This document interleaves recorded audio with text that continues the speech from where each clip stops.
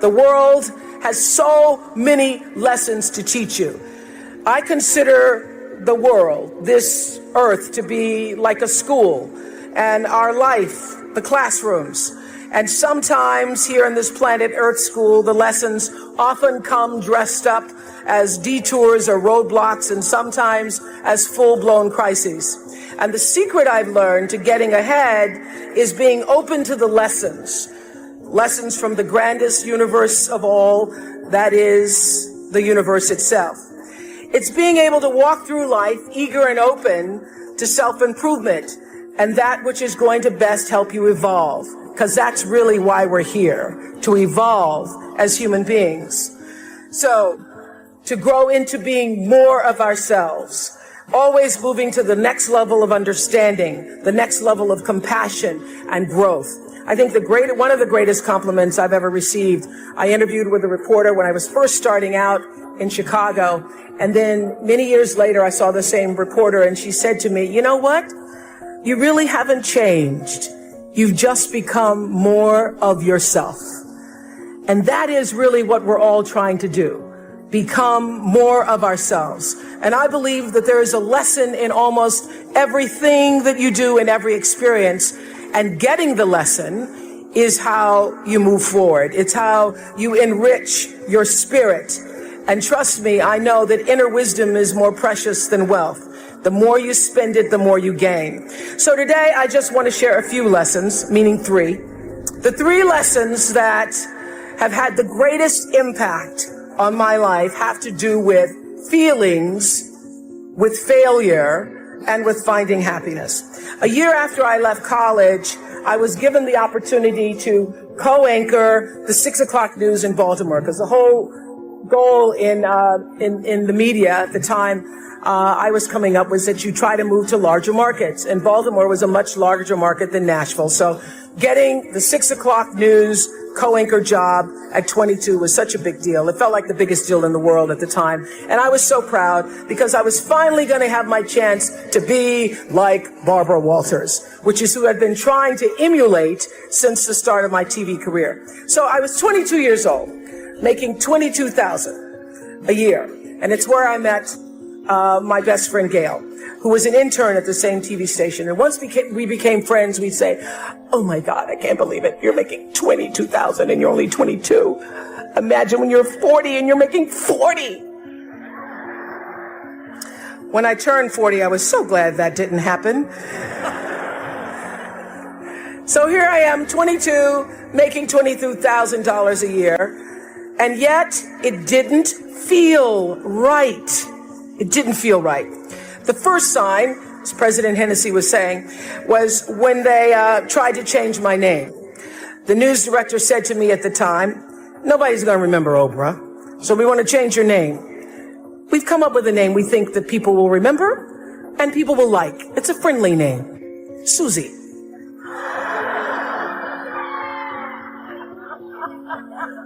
Hi, Susie. Very friendly. You can't be angry with Susie. Remember Susie. But my name wasn't Susie. And you know, I'd grown up not really loving my name, because when you're looking for your little name on the lunch boxes and the license plate tags, you're never going to find Oprah.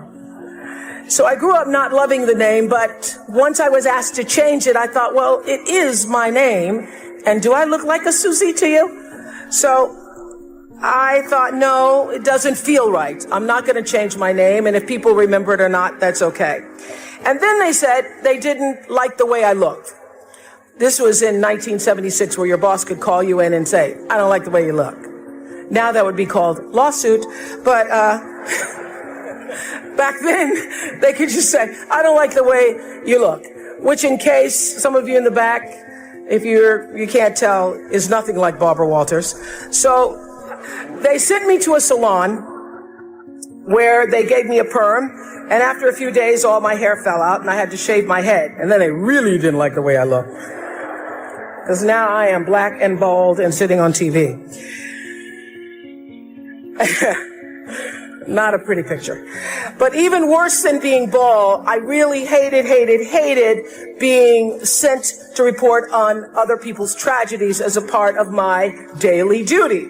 knowing that I was just expected to observe when everything in my instinct told me that I should be doing something. I should be lending a hand. So, as President Hennessy said, I'd cover a fire, and then I'd go back and I'd try to give the victims blankets. And I wouldn't be able to sleep at night because of all the things I was covering during the day. And meanwhile, I was trying to sit gracefully like Barbara and make myself talk like Barbara. And I thought, well, I could make a pretty goofy Barbara. And if I could figure out how to be myself, I could be a pretty good Oprah. I was trying to sound elegant like Barbara. And sometimes I didn't read my copy because something inside me said, this should be spontaneous. It should be spontaneous. So I wanted to get the news as I was giving it to the people. So sometimes I wouldn't read my copy and it'd be like 6 people in a pileup on I-40. Oh my goodness. Sometimes I wouldn't read the copy and because I wanted to be spontaneous, and I'd come across a list of words I didn't know and mispronounce. And one day I was reading copy and I called Canada, Canada. And I did just that. I cracked myself up on the air. And I decided this Barbara thing's not going too well. I should try being myself. But at the same time, my dad was saying, Oprah Gail, this is the opportunity of a lifetime. You better keep that job. And my boss was saying, this is the nightly news. You're an anchor, not a social worker. Just do your job. So I was juggling these messages of expectation and obligation and feeling really miserable with myself. I'd go home at night and fill up my journals, because I've kept a journal since I was 15, so I now have volumes of journals. So I'd go home at night and fill up my journals about how miserable I was and frustrated, and then I'd eat my anxiety. That's where I learned that habit. And after 8 months, I lost that job. They said I was too emotional. I was too much. But since they didn't want to pay out the contract, they put me on a talk show in Baltimore. And the moment I sat down on that show, the moment I did, I felt like I'd come home. I realized that TV could be more than just a playground, but a platform for service, for helping other people lift their lives. And the moment I sat down doing that talk show, it felt like breathing. It felt right. And that's where everything that followed for me began. And I got that lesson. When you're doing the work you're meant to do, it feels right. And every day is a bonus, regardless of what you're getting paid. It's true. And how do you know when you're doing something right? How do you know that? It feels so. What I know now is that feelings are really your GPS system for life. When you're supposed to do something or not supposed to do something, your emotional guidance system lets you know. The trick is to learn to check your ego at the door and start checking your gut instead. Every right decision I've made, every right decision I've ever made has come from my gut. And every wrong decision I've ever made was a result of me not listening to the greater voice of myself. If it doesn't feel right, don't do it. That's the lesson. And that lesson alone will save you, my friends, a lot of grief. Even doubt means don't. This is what I've learned. There are many times when you don't know what to do. When you don't know what to do, get still. Get very still until you do know what to do. And when you do get still and let your internal motivation be the driver, not only will your personal life improve, but you will gain a competitive edge in the working world as well. Because as Daniel Pink writes in his bestseller, A Whole New Mind, he says we're entering a whole new age, and he calls it the conceptual age, where traits that set people apart today are going to come from our hearts, right brain, as well as our heads. It's no longer just the logical, linear, rules-based thinking that matters, he says. It's also empathy and joyfulness and purpose, inner traits that have transcendent worth. These qualities bloom when we're doing what we love. So when we're involving the wholeness of ourselves in our work, both our expertise and our emotion. So I say to you, forget about the fast lane. If you really want to fly, just harness your power to your passion. Honor your calling. Everybody has one. Trust your heart, and success will come to you. So how do I define success? Let me tell you, money's pretty nice. I'm not going to stand up here and tell you that it's not about money, because money is very nice. I like money. It's good for buying things. But having a lot of money does not automatically make you a successful person. What you want is money and meaning. You want your work to be meaningful, because meaning is what brings the real richness to your life. What you really want is to be surrounded by people you trust and treasure, and by people who cherish you. That's when you're really rich. So lesson 1, follow your feelings. If it feels right, move forward. If it doesn't feel right, don't do it. Now I want to talk a little bit about failings, because nobody's journey is seamless or smooth. We all stumble. We all have setbacks. If things go wrong, you hit a dead end, as you will. It's just life's way of saying, time to change course. So ask every failure. This is what I do. Every failure, every crisis, every difficult time, I say, what is this here to teach me? And as soon as you get the lesson, you get to move on.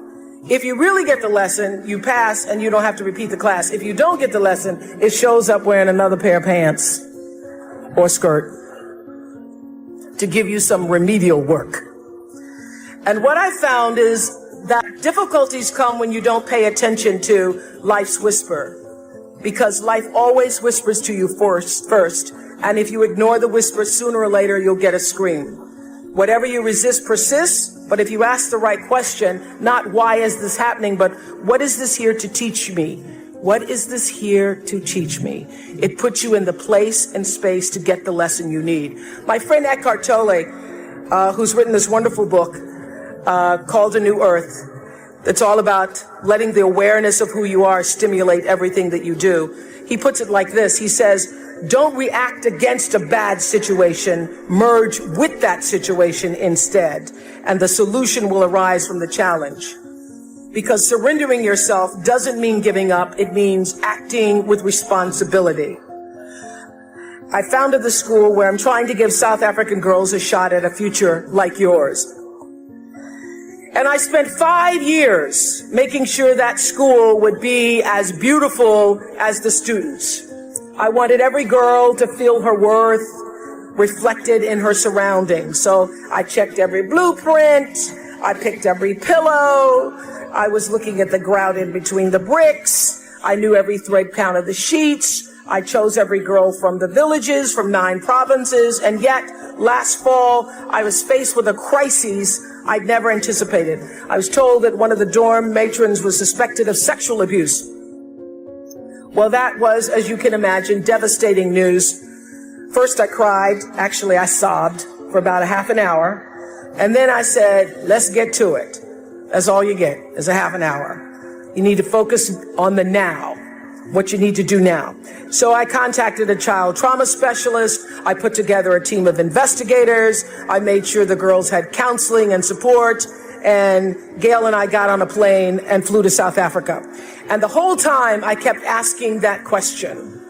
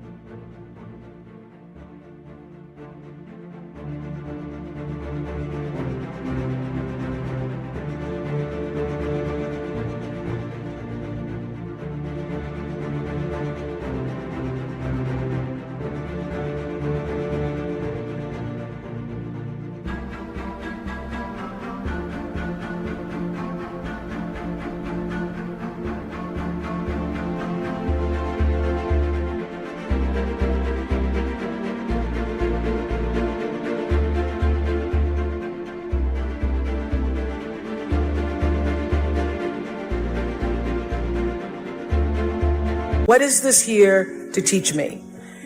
And as difficult as that experience has been, I got a lot of lessons. I understand now the mistakes I made because I had been paying attention to all of the wrong things. I built that school from the outside in, when what really mattered was the inside out. So it's a lesson that applies to all of our lives as a whole. What matters most is what's inside. What matters most is the sense of integrity, of quality, and beauty. I got that lesson. And what I know is that the girls came away with something too. They've emerged from this more resilient and knowing that their voices have power. And their resilience and spirit have given me more than I could ever give to them, which leads me to my final lesson, the one about finding happiness. Not a small topic, this is, finding happiness. But in some ways, I think it's the simplest of all. Gwendolyn Brooks wrote a poem for her children. It's called Speech to the Young, Speech to the Progress Toward. And she says at the end, live not for battles won, live not for the end of the song, live in the along. She's saying, like Eckhart Tolle, that you have to live for the present. You have to be in the moment. Whatever has happened to you in your past has no power over this present moment because life is now. But I think she's also saying, be a part of something. Don't live for yourself alone. This is what I know for sure. In order to be truly happy, you must live along with, and you have to stand for something larger than yourself, because life is a reciprocal exchange. To move forward, you have to give back. And to me, that is the greatest lesson of life. To be happy, you have to give something back.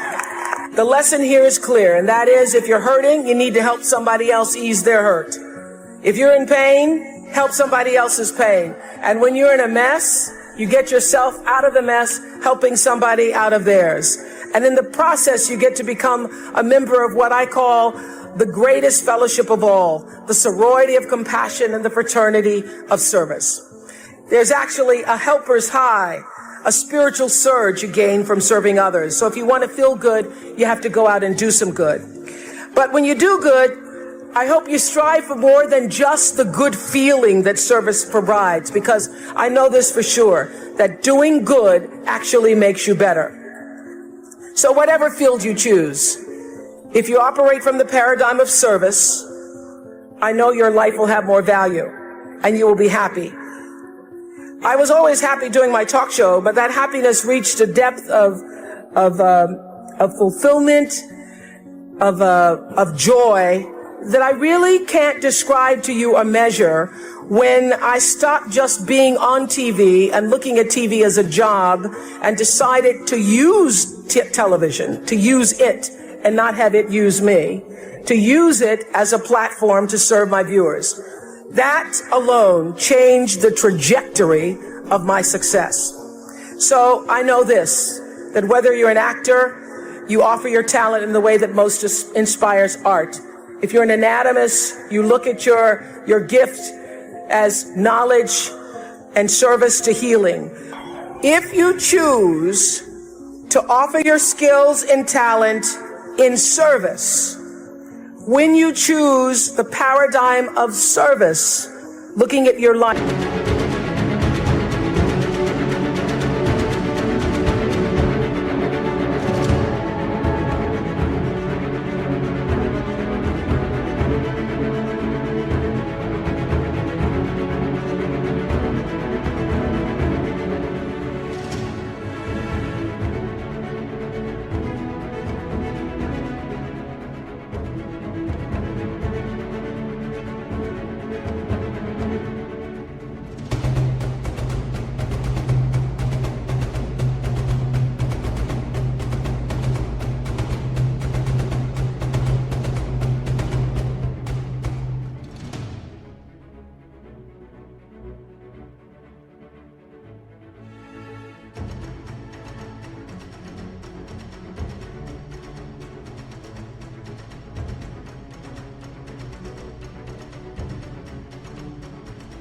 through that paradigm, it turns everything you do from a job into a gift. So you've been enriched in countless ways. There's no better way to make your mark on the world than to share that abundance with others. My constant prayer for myself is to be used in service for the greater good. So let me end with one of my favorite quotes from Martin Luther King. Dr. King said, not everybody can be famous. And I don't know if everybody today seems to want to be famous, but fame is a trip. People follow you to the bathroom, listen to you pee. It's just try to pee quietly. It doesn't matter. They come out and say, oh my God, it's you peed. Oh. That's the fame trip. So I don't know if you want that. So Dr. King said, not everybody can be famous, but everybody can be great because greatness is determined by service. You don't have to have a college degree to serve. You don't have to make your subject and verb agree to serve. You don't have to know about Plato or Aristotle to serve. You don't have to know Einstein's theory of relativity to serve. You don't have to know the second theory of thermodynamics and physics to serve. You only need a heart full of grace and a soul generated by love.